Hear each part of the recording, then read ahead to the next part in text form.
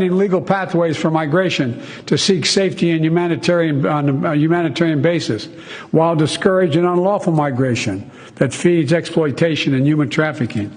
So today, I applaud China for stepping up. I applaud Canada. You can tell what I'm thinking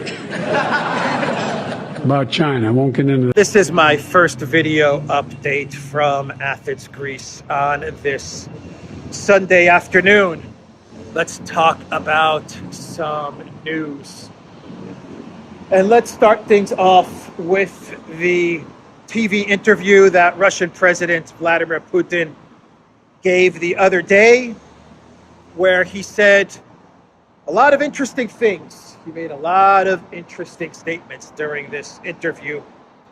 Perhaps the one statement that he made that is gaining the most traction and getting the most attention is where the Russian president announced that Russia will be deploying tactical nuclear weapons to Belarus.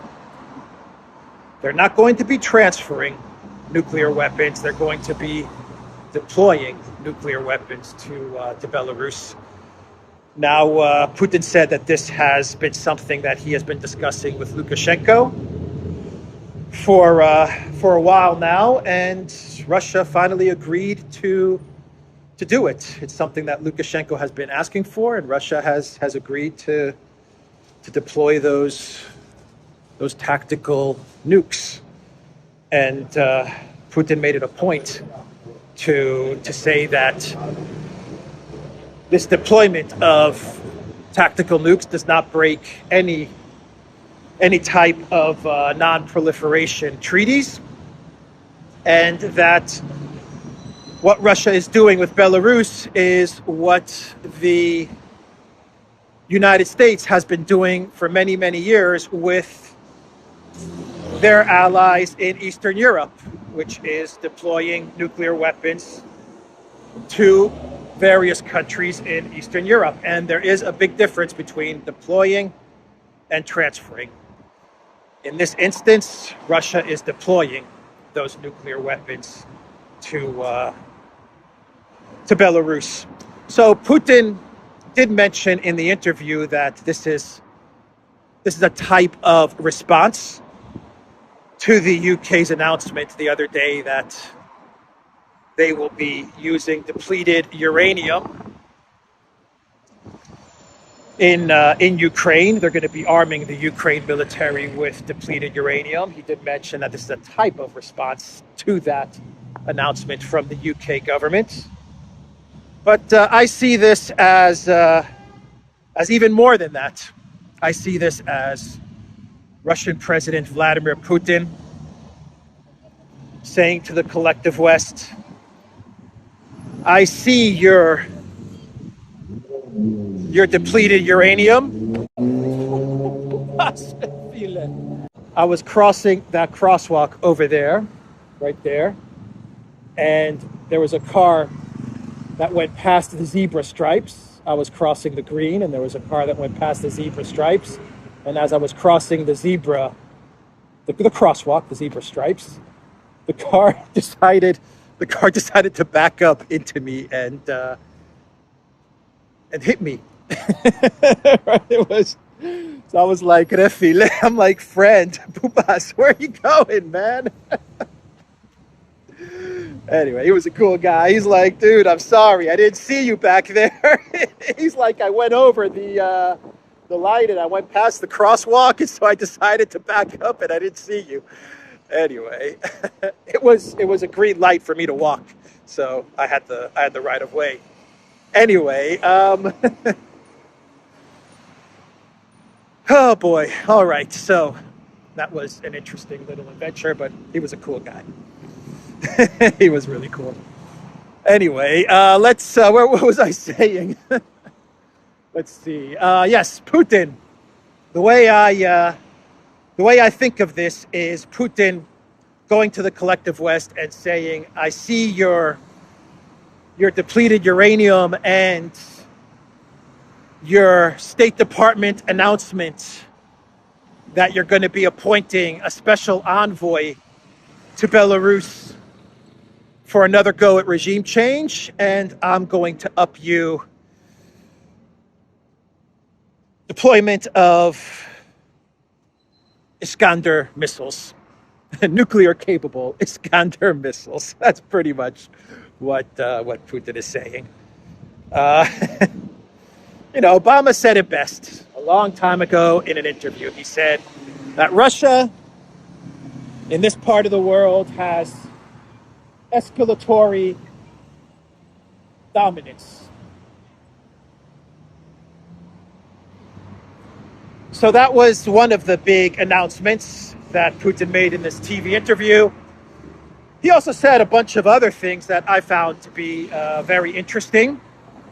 He said that whatever ammunition the collective West provides to Ukraine, Russia can produce 3 times more.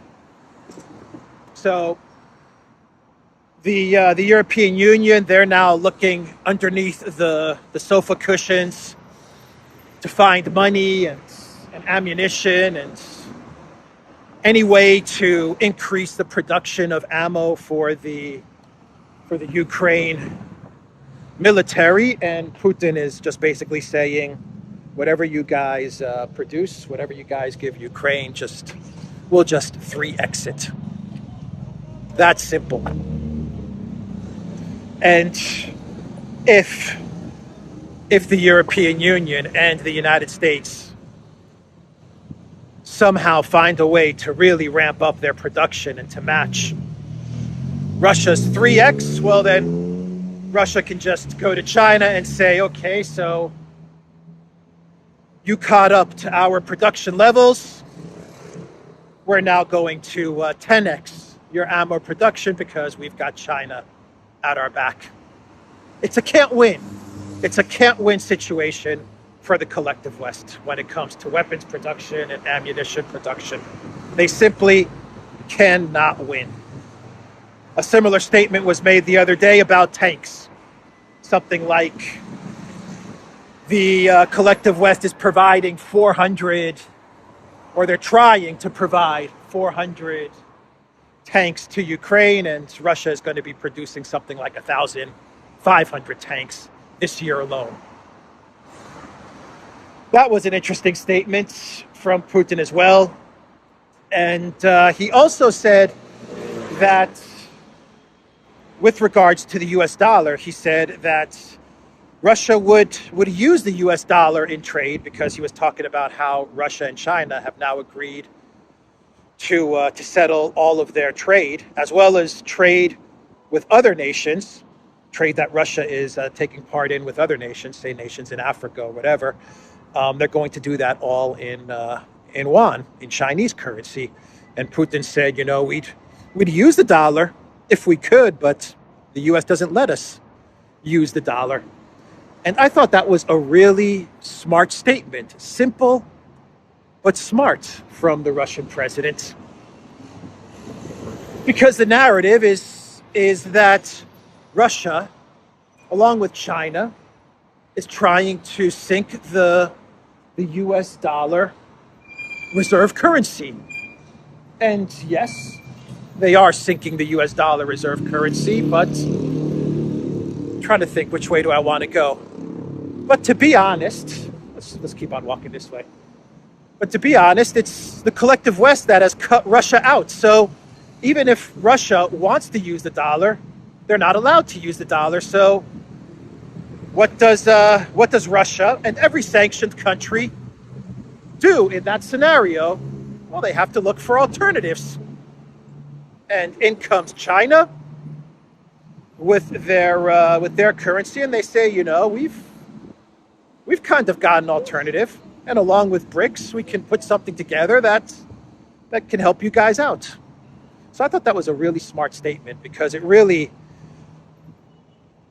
tears apart the narrative of Russia and China somehow colluding to destroy the U.S. Reserve currency, the U.S. dollar, which is what is happening. But once again, this is all self-inflicted. It's all self-inflicted by the Biden White House. They're the ones that cut Russia off. Russia did not cut them off. They're the ones that cut Russia off. And, Russia has to, it has to survive. It has to do business. It has to eat. And so it's going to look for alternative ways to do what they need to do. And a country as big and as powerful and important as Russia is going to find those ways. And that's exactly what has happened. So there was a lot of other interesting things that Putin said, but I'm not going to get into the whole interview. It was once again an interesting interview with the Russian president. It's always interesting to hear Putin speak and talk about what's going on in the world.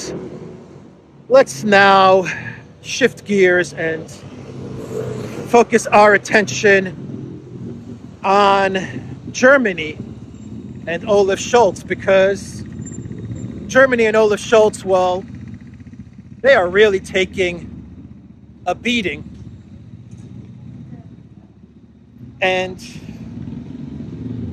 they're taking a beating not only from the United States with the destruction of the Nord Stream pipeline, which I'll get into in a bit, but they're also taking quite a beating from Poland. Poland is really sticking it to Olaf Scholz in Germany, and it's getting quite embarrassing to see the Polish Prime Minister, Morawiecki. He is digging into Germany nonstop, whether it's reparations, 1.3 trillion in reparations that Morawiecki is telling Olaf Scholz Germany needs to pay, or it's Poland telling Germany that they're just a bunch of slackers. Slackers, I tell you, you're slackers. And the Polish Prime Minister said the other day in a radio interview that he feels that Germany is just not doing enough to help Ukraine. And Morawiecki is warning Germany, he's ordering Germany that they really need to pick up the pace of money and weapons being sent to the Zelensky regime. And I'm looking for a quote from Morawiecki. Morawiecki also said in the interview that the EU is losing its appetite for more sanctions, and he's really worried about that. You know that Poland is really worried that Project Ukraine is going to crumble. And if that happens, well, the ruling government in Poland is also going to crumble, and it is going to be very, very embarrassing for them. Here we go.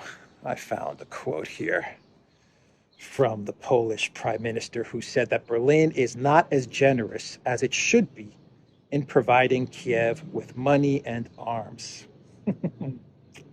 Germany should be sending more weapons, sending more ammunition, and giving more money to Ukraine because they are the richest and the biggest country by far in the EU, he said. He also said that he insisted that he was not attacking the German government, but rather stating the obvious. You're a bunch of slackers, Olaf Scholz. You and Habeck and Baerbock, you're slackers. But I'm not criticizing you. I'm saying this out of love. Send more money to Zelensky and send more ammunition to Zelensky. Oh, poor Olaf Scholz. Poor Olaf Scholz. He is just getting beaten down by his buddies and allies. Seymour Hersh, he gave an interview a couple of days ago, and he said that the Biden White House, they blew up the Nord Stream pipeline because they were afraid that Olaf Scholz was not going to go along with Project Ukraine, and he was getting cold feet. So in order to make sure that Olaf Scholz had no other options left to him and was not going to approach Russia again and figure out a way to find some sort of ceasefire or some sort of off-ramp with the escalation in Ukraine, the Biden White House, they decided to blow up the Nord Stream pipeline, to burn all of Olaf Scholz's bridges.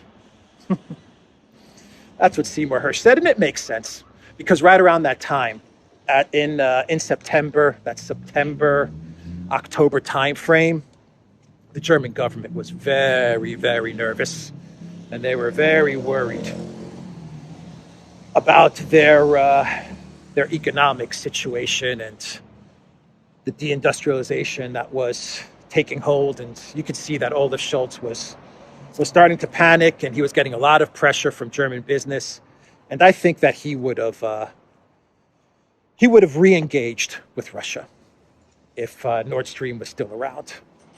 I actually believe that. I think that Scholz would have folded to the pressure of German business, and he would have said, look, let's just open up the pipelines and let's just find a way to de-escalate from this Project Ukraine thing that the Biden White House is pushing on us. And so I believe that what Seymour Hersh said is accurate in this interview, and the Biden White House was absolutely concerned about Germany's commitment to Project Ukraine. They were worried that Germany was going to want to re-engage with Russia and to find a way to de-escalate the conflict in Ukraine. Olaf Scholz was under a lot of pressure from the German business community, and the Biden White House was worried that Germany, they just didn't have their heart into Project Ukraine. They weren't as committed as, say, Poland or Estonia or Lithuania and Latvia. And so the best way to get Germany to fully commit to Project Ukraine and to prevent Germany from backsliding was to just blow up the pipeline. And that is exactly what the Biden White House did. And they got Germany's commitment because, to be quite honest, there was no other bridges, no other avenues left for Germany to go. It was game, set, match when the Biden White House blew up the Nord Stream pipeline. And I'm positive that blowing up the pipeline probably freaked little Olaf Scholz out.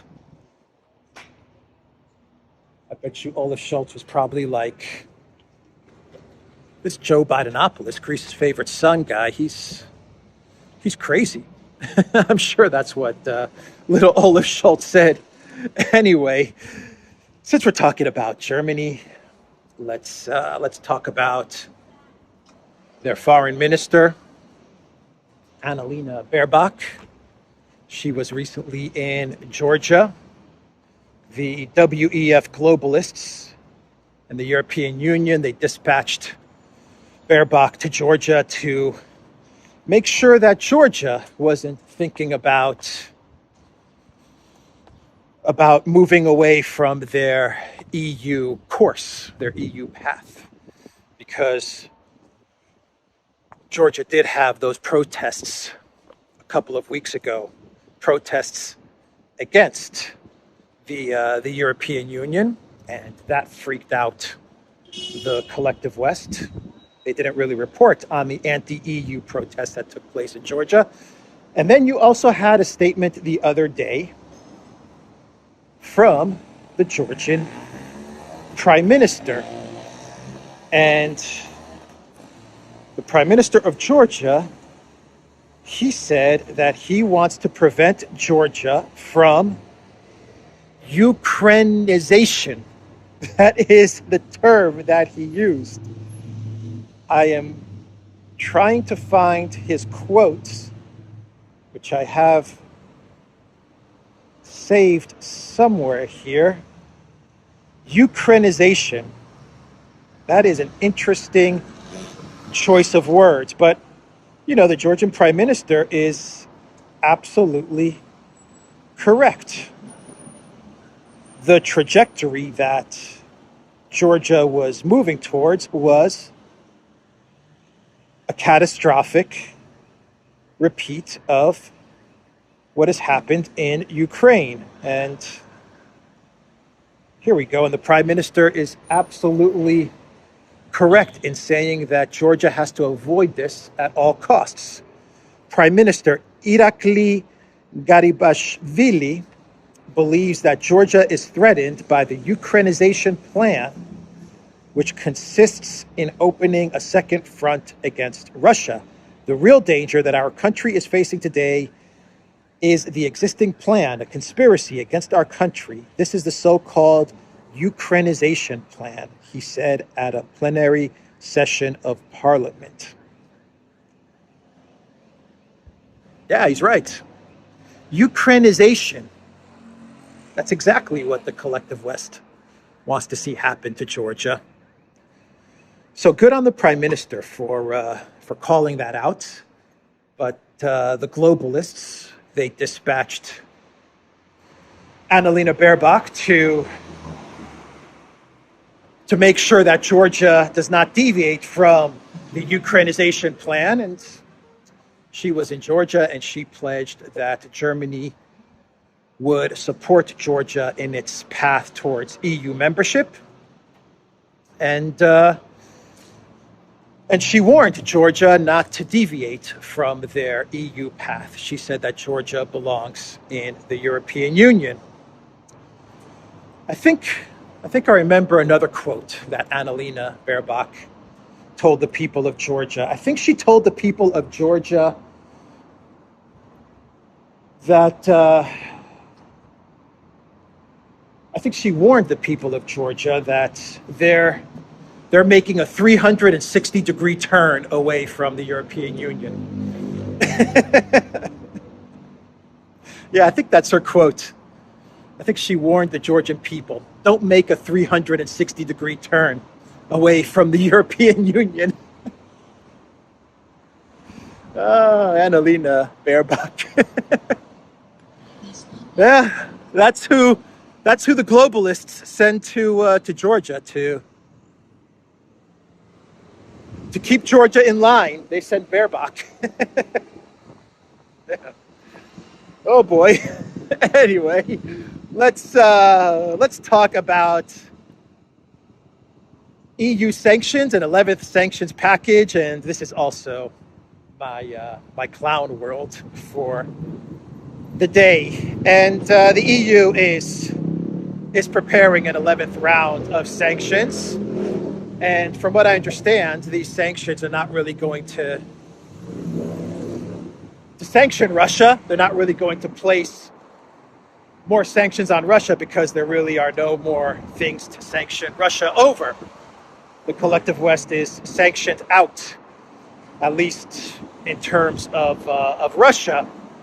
But what the EU 11th sanctions package is going to do is that they're going to work on closing any type of sanctions loopholes. That's going to be the purpose of the 11th sanctions package. And this means that the EU will even sanction countries and entities that try to move around, to work around the EU 10 sanctions packages. So if you're a country or an entity that has figured out one of these loopholes and is doing business with Russia, well, then the EU is going to try and come after you and sanction you as well. The EU has gone sanctions crazy, and it's getting so bad. It's getting so bad, and I have to sit down for this and read this out to everybody. That the EU is so obsessed with sanctions and putting together an 11th sanctions package that they are threatening sanctioning Central Asian countries and sanctioning, according to the Telegraph, washing machine trade, which is helping Russia fix its army. Now, I am going to read you this Telegraph article, which explains what's going on, but the title is correct. The EU is threatening to sanction washing machine trade, helping Russia fix its army. The European Union could slap restrictions on countries helping Russia acquire washing machines and used cars to repair its battle-stricken fleet of tanks. Officials monitoring trade flows to Moscow have noticed a significant uptake in the trade of consumer goods between the bloc and the Kremlin's traditional allies in Central Asia. It is feared that the new routes, which have jumped up in activity between 60 and 80%, are being used by Russia to circumvent the implementation of Washington sanctions designed to cripple its war machine. The proposal could see any country, business or individual, restricted from accessing the single market if evidence is discovered that proves they have re-exported banned goods to Russia. Many of the goods being shipped contain so-called dual-use technologies, which have both military and civilian applications that are on the list of items prohibited for export to Russia. Officials have noted that it is mainly washing machines, secondhand cars, and cameras that are among the items leaving the EU for the likes of Kazakhstan, Kyrgyzstan, and Uzbekistan. So, the European Union is going to sanction countries. In this Telegraph article, they're focusing on Central Asia. But in order to close the sanction loopholes, they are going to sanction countries that they believe are re-exporting dual-use consumer items to Russia, for which Russia is taking those consumer items and they're using the parts in those consumer items to fix up their tanks, their battered tanks, and their fighter jets. Oh boy. Their economy is in tatters, I tell you, in tatters. Isn't that what Ursula von der Crazy was telling us? Their economy is in tatters. Russia is in such bad economic shape that they are now removing microchips from washing machines and using those chips in their weapons of war.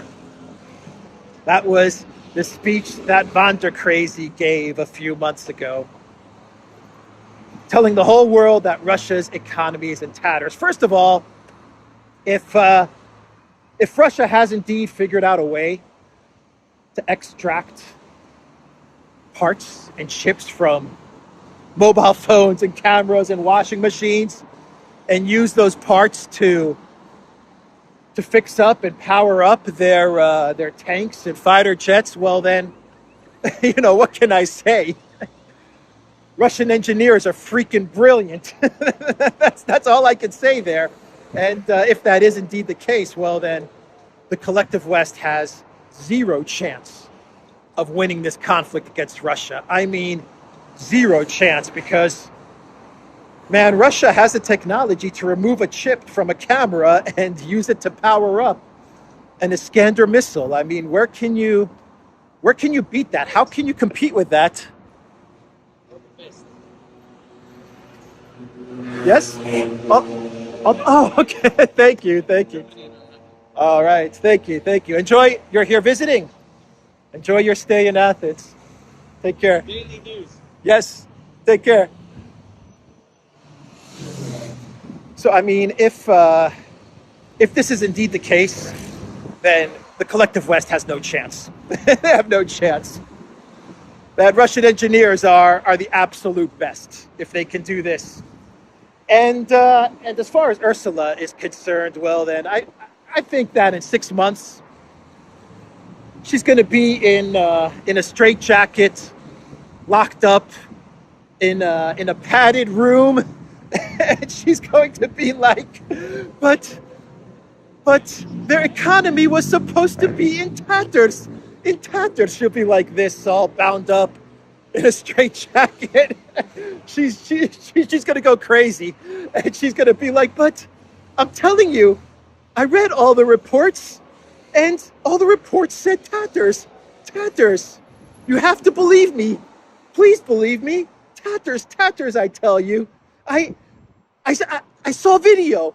I saw video of Russian scientists, of Russian engineers, removing chips from washing machines and using them to power up tanks.